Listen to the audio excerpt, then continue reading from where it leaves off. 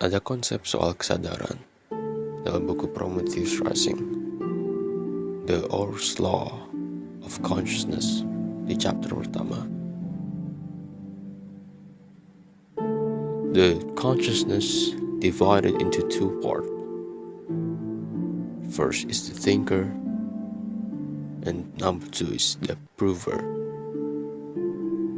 And the thinker will think, and the prover will prove. The thinker think, the prover prove. And whatever the thinker think, the prover will prove. Yang artinya, dalam hukum hukum kesadaran manusia terbagi menjadi dua bagian. Ada the thinker, yang si pemikir, dan the prover, si pembukti. Si pemikir akan berpikir, si pembukti akan membuktikannya. Dan apapun yang dipikirkan oleh si pemikir, si pembukti akan membuktikannya. Konsep ini bisa diterapkan dan bisa kita analisis. Hal yang sering terjadi dalam sejarah manusia adalah asumsi dari si pemikir yang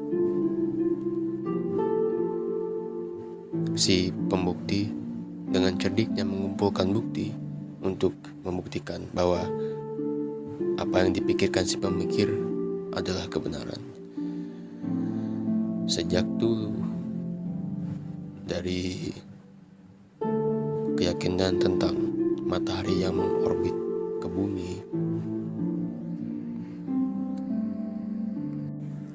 yang berada di atas punggung kura-kura yang melayang di angkasa, bumi datar,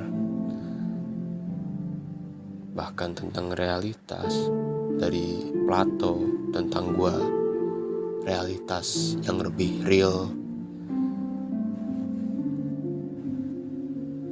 Semua asumsi yang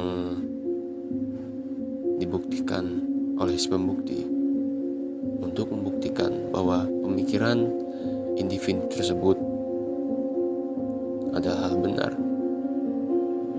Ini menunjukkan pola bahwa kesadaran manusia bisa atau mungkin dibagi menjadi dua bagian.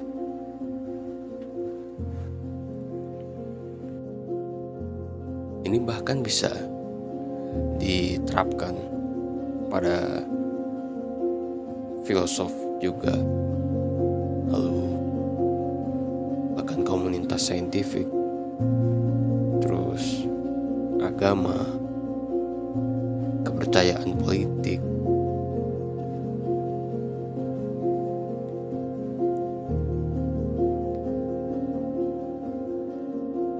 Bahkan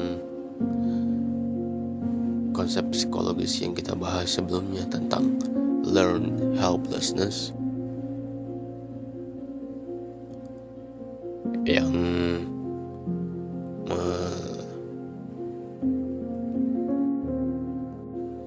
mengekspresikan bahwa manusia hanya percaya apa yang dia lihat, manusia hanya percaya apa yang didengar, manusia belajar dari cerita.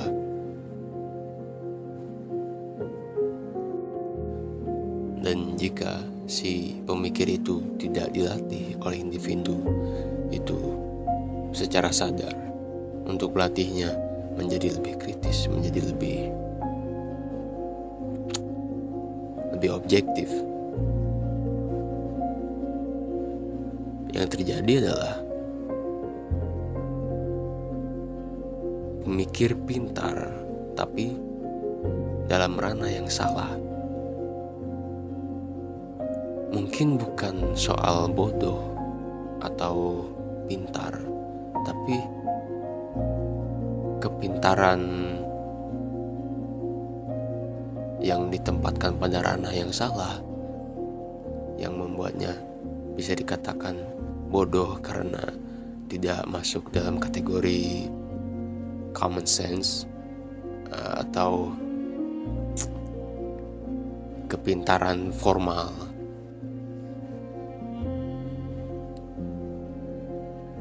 Mungkin itu yang terjadi pada Indonesia yang dibilang IQ 78. Padahal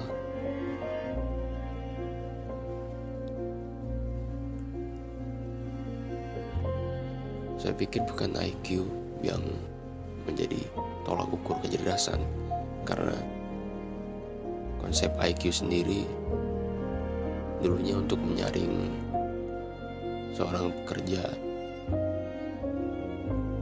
mana yang bisa patuh dan mana yang enggak, karena seleksinya melibatkan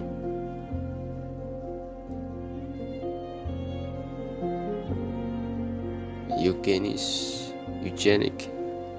experiment.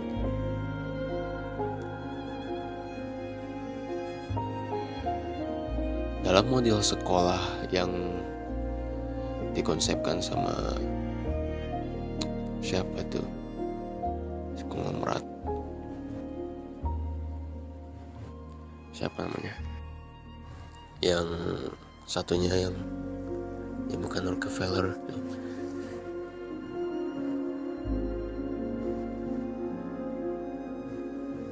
iya Rockefeller.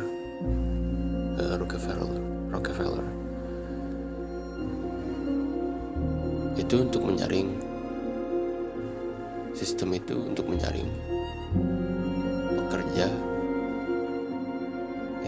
untuk menyaring individu buat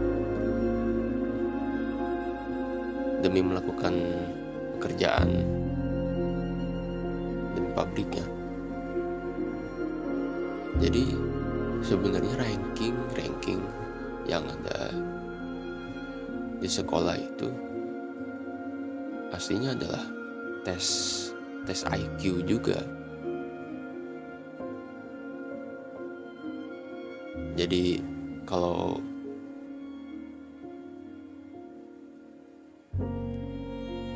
ranking nilai rata-rata akhir dari ujian itu 80 ya, berarti IQ-nya 80. Dan IQ kalau ya rata-rata ujiannya 100 berarti IQ-nya 100. Tapi dulu standar IQ normal itu bukan 100. Standar IQ normal itu adalah 75. Bahkan rata-rata orang Amerika juga dulu ya masih 75 rata-rata IQ-nya.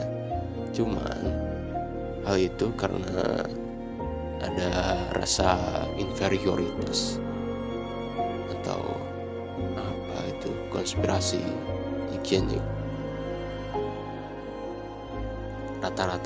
Nilai rata-rata IQ-nya dan dinaikin jadi 100. Jadi sebenarnya bahkan di Amerika punya sama aja kayak di Indonesia.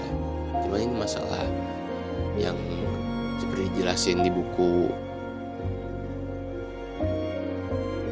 Steel, War, and Germs, bahwa negara bisa sejahtera karena keberuntungan mereka bisa dekat dengan sumber daya yang lebih melimpah dan menemukan sebuah sumber ekonomi lebih cepat dari negara lain, atau bahkan menang perang, negara yang menang perang.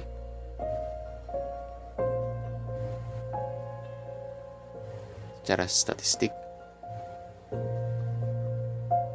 melibatkan sebuah keberuntungan yang besar untuk negara bisa menjadi negara yang adidaya.